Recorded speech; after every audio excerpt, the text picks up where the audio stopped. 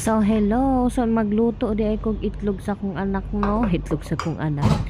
Bali ang iyahan lang gustong kaunon ani ang puti lang sa itlog no. So ato ano siyang sa tawagan na ato yun na siyang hinahinayon kaya ako man natanggalo ning iyahang yelo nga dili masagol atong puti. So mura kog mag-bake og kanang cake gani ani nga tarungon jud nay mugmaayo nga ma-separate ng egg yolk niya og egg white.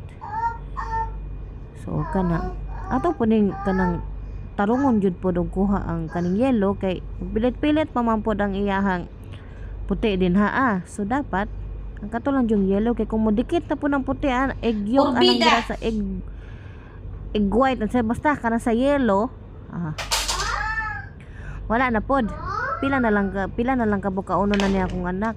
So kanang daan nga egg yolk din ang yellow kagahapon na namo gi luto no kay kada adlaw egg life man niya akong anak no kadi man kay ni siya mukaog lang pagkaon gud ambot lang pud ani niya.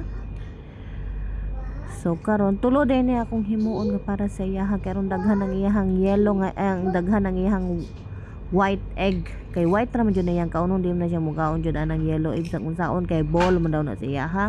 So ang ending ana kami magkaon sa akong bana pero di man pud pwede magsige magkaog yellow kada adlaw.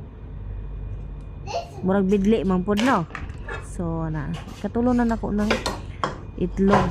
So dapat na jud ni siya tarong nga proseso nga pag kanang batil jud anang itlog kay kung masagol jud na nimo ng yellow anang puti di na siya mukaon. Wala choose na jud kay ning bataan so guba nang imong presentation imbis na makuan ka kay mukaon nimong anak wa na jud kalagot mura man anak dato ning bataan balik dito sa Pakistan be.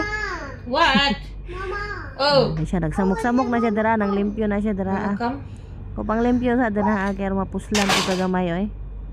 So karon magpainit na ta sa ato ang kalan din kaya to na to siyang pritohon. So ang pagprito pud nako ani day di pud siya basta-basta.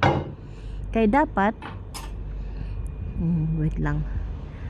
So mag nawala na tong tubig-tubig no so butangan na natong pandihadong isa ka mantika darang isa ka latohang mantika dahil sa kabaso siguro na siya kay Pakistani man na siya no so pinalubog man jud ng ilahang mantika then mo na ito no nang isunod ng puti dira nga itlog.